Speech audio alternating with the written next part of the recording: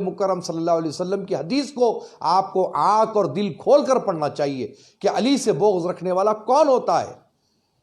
ارے کھلے عام بغض علی ظاہر کر رہے ہیں، جو 1400 سال سے جو بڑے بڑے علماء، فقہا، ائمہ نے جس کا دفاع نہیں کیا، آپ لوگ بغض علی میں چند لوگ ہیں جو بغض علی میں ان کا دفاع کر رہے ہیں، تو ہم اس کو کیا سمجھیں؟ اس کو محبت علی سمجھیں؟ یہ صرف اور صرف بغض علی ہے۔ بغض علی میں جو 1400 سال سے جو علماء، ائمہ، فقہا نے جس کا دفاع نہیں کیا، جس کو خطا پر مانا، آپ لوگ آج دفاع کرنے اتر گئے ہیں صرف اور صرف مولا مشکل کشا کے بغض میں، سادات اکرام کے بغض میں۔ تو یہ حالات اگر رہیں گے تو قوم کس ڈگر پر جائے گی؟ ذرا سوچ لیجئے۔ ارے ہم تو وہ ہے جو اولیاء اللہ کے دربار عوام الناس کے مرکز ہے، جہاں پر دن رات عوام کا تانتا بنا ہوا رہتا ہے۔ خصوصی دنوں میں جیسے جمعرات ہے، جمعہ ہے، محفل کے دن ہوتے ہیں، ہزاروں ہزاروں کی تعداد میں اللہ کے ولیوں کے دربار پر لوگ آتے ہیں، حاضری دیتے ہیں۔ وہاں پر بھی ہم جامع نظامیہ کو جانے کی تلقین کرتے ہیں، جامع نظامیہ سے فتاوے حاصل کرنے کی جو ہے لوگوں کو توجہ دلائی جاتی ہے، اور جامع نظامیہ کے علماء کی تعظیم کی بات ہم خود کرتے ہیں۔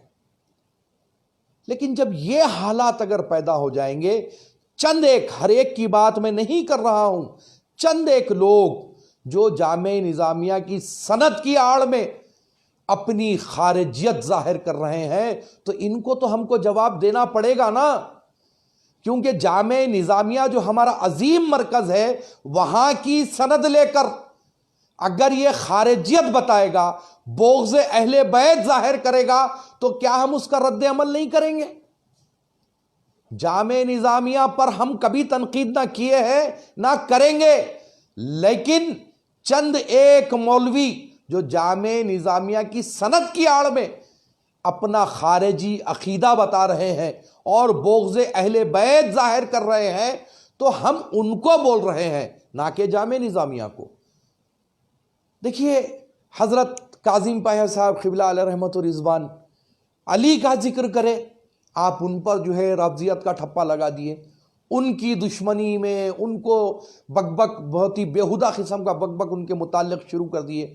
اب آج علی قادری اگر ذکر اہل بیت کرتا ہے، اگر علی علی کرتا ہے، تو آپ کو کس نے حق دیا کہ اس کے اوپر آپ رافضیت کا ٹھپا لگائیں؟ کیا آپ کو ہی بولنا آئے گا، بولنا آتا ہے؟ کیا ہم نہیں بول سکتے؟ ابھی اس کے اوپر بات کر رہے ہیں لوگ کہ جو ہے جامع نظامیہ کے علماء میں اور مشائخین میں ایک اتحاد ہے، اس کو توڑنے کی کوشش کی جا رہی ہے۔ قطعی نہیں، جامع نظامیہ اور مشائخ نظام کا جو اتحاد تھا، انشاءاللہ صبح قیامت تک قائم رہے گا۔ لیکن یہ چند ایک مولوی جو جامع نظامیہ کی سند کی آڑ میں خارجیت اور بغض اہل بیت ظاہر کر رہے ہیں، میں ان کو بول رہا ہوں، ان کی طرف میرا اشارہ ہے۔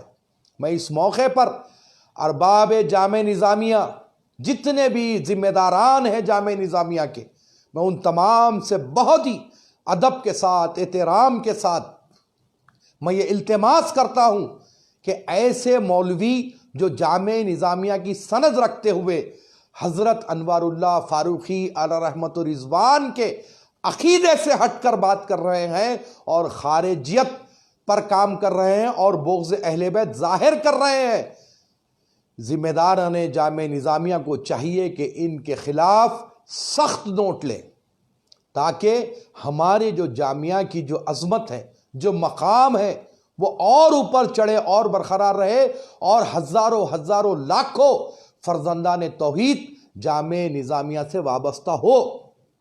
ہمارے پاس جو لوگ خانقاہ میں آتے ہیں، چاہے وہ مریدین ہو، چاہے وہ متقدین ہو، چاہے وہ متوسلین ہو، ان تمام کو ہم اس طرف توجہ دلاتے ہیں کہ ہماری ایک عظیم دینی درسگاہ جامع نظامیہ ہے، اس پر جاؤ، وہاں سے حاصل کرو، اور تمہاری حسب استطاعت جو کچھ بھی ہو سکتا ہے جا کر جامع نظامیہ میں مدد کرو۔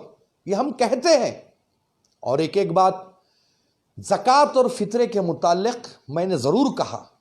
کیا کہا؟ زکوٰۃ خور مولوی، فطرہ کھانے والے مولوی، میں کہا ہوں آئندہ بھی کہوں گا، وہ مولوی جو غریب، یتیم، مساکین کے نام پر زکوٰۃ مافیا چلا رہے ہیں، لیتے ہیں زکوٰۃ غریبوں کے نام پر، یتیموں کے نام پر، مسکینوں کے نام پر، اور استعمال کرتے ہیں اپنے ذاتی خرچ کے لیے، استعمال کرتے ہیں اپنی اہل و عیال کے لیے. ان کو میں یہ کہتا ہوں یہ زکوٰۃ خور مولوی ہے یا صدقہ خور مولوی ہے.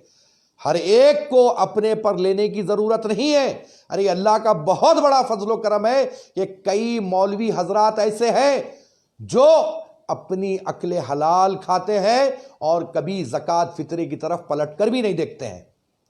لیکن یہ جتنے بلوا جو پکارا کر رہے ہیں نا، اس سے یہ پتا چل رہا ہے کہ یہ ان پر ڈائریکٹ اٹیک ہو رہا ہے.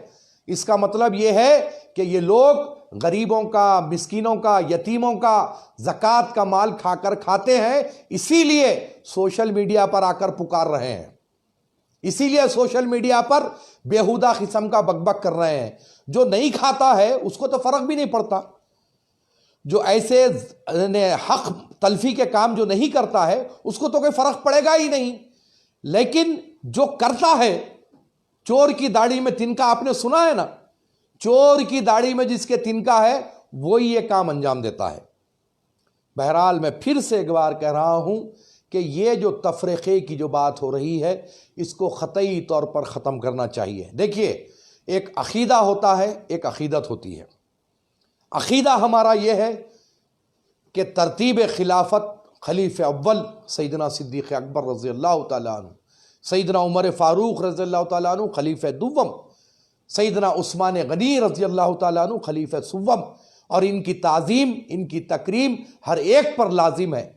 اور اگر کوئی خلافت کا منکر ہے تو وہ دائرہ اسلام سے خارج ہے. اگر ان کی کوئی تعظیم نہیں کرتا تو وہ گستاخ ہے، وہ گمراہ ہے. یہ ہمارا اپنا عقیدہ ہے. اور مولا مشکل کشا شیر خدا سے میری عقیدت ہے. کیوں؟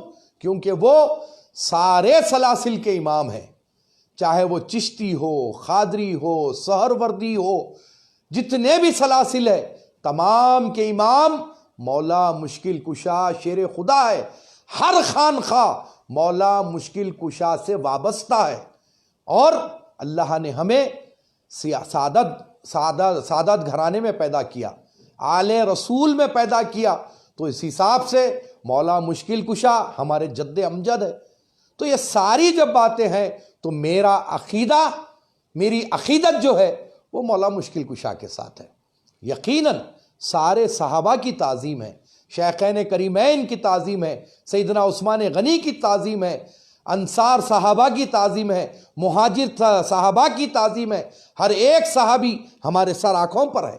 لیکن میری جو عقیدت ہے وہ مولا مشکل کشا سے. مجھے جو کچھ بھی ملنے والا ہے، جو خانخواہوں سے جو فیض جاری ہوتا ہے وہ مولا مشکل کشا سے جاری ہوتا ہے. تو ہماری عقیدت سب سے زیادہ مولا مشکل کشا سے ہے. اس میں کوئی عجب بات نہیں ہے. اگر کسی کی شان میں گستاخی کرتے ہوئے اگر یہ بات کی جاتی ہے تو وہ قابل گرفت ہے. ارے علی علی کر رہے لہذا تم رافضی ہو گئے، یہ کیا بات ہوئی بھائی؟ یہ کہاں سے نکال لیے؟ پتا چلا کہ کچھ شرپسند خارجی ذہنیت رکھنے والے، بغض اہل بیت رکھنے والے لوگ ہیں یہ، جو آپس میں تفرقہ اور فتنہ پھیلانے کی کوشش کر رہے ہیں. بہرحال ان تمام چیزوں کو آپ لوگ ذہن میں رکھیں اور یہ جو فتنہ پروری ہو رہی ہے اس کو فوری طور پر روکیں.